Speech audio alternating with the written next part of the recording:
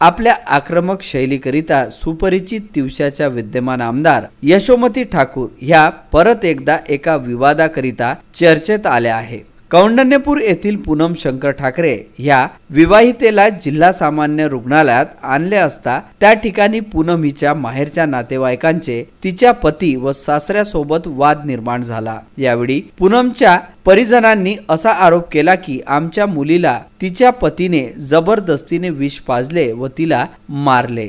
यावेळी तिवसाच्या आमदार यशोमती ठाकूर यांनी मध्यस्थी करण्याचा प्रयत्न केला असता पूनमच्या माहेरच्या परिजनांनी रौद्र रूप धारण केले होते। यावेळी वाद मिटवण्यापेक्षा जास्त वाढला। त्यातच यशोमती ठाकूर यांनी आक्रमक होत पूनमच्या परिजनांवर हात उचलला असल्याचे पूनमच्या परिजनांनी सांगितले। तर आम्ही 11:30 वाजता रात्रीच्या आम्ही इथे इरूनमध्ये आलो।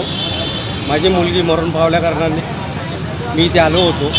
आल्यानंतर मी त्यांना त्या गावच्या लोकांना विचारपूस केली। तिथे त्याच वेळेस यशोमतीबाई तिथे हजर होत्या। त्यांनासुद्धा मी एक शब्द विचारल्यानंतर त्यांनी एकदम चिडल्याप्रमाणे आम्हाला मारण्याचा प्रयत्न काय मारलासुद्धा आणि माझ्या जवळचा मोबाईलसुद्धा त्यांनी हिसकून घरी नेला आहे।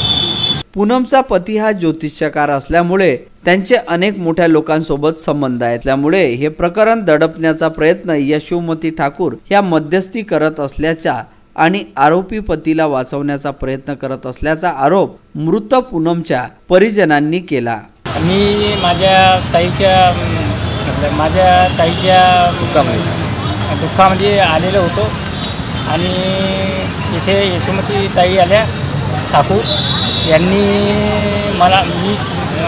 माझ्यासोबत जबरदस्ती म्हणजे मारहाण केली आणि मी शूटिंग करत असताना तिने माझ्या हातचा मोबाईल हिसकून घेतला। तुम्ही कोण आहे मरण पावलेल्या बाईचे? आम्ही लहान बहीण व यशोमती ठाकूर यांच्या विरोधात सिटी कोतवाली पोलीस स्टेशन येथे तक्रार दाखल केली। या संपूर्ण प्रकरणाबाबत ज्यावेळी विदर्भ न्यूजचे प्रतिनिधी यशोमती ठाकूर यांच्या सोबत बोलण्याचा त्यांनी प्रयत्न केला असता त्यांच्या स्वीसहाय्यांनी ठाकूर मॅडम प्रचारात व्यस्त असल्यामुळे बोलणार नाहीत असे सांगत टाळाटाळ केली। Bureau report, Vidarbha news.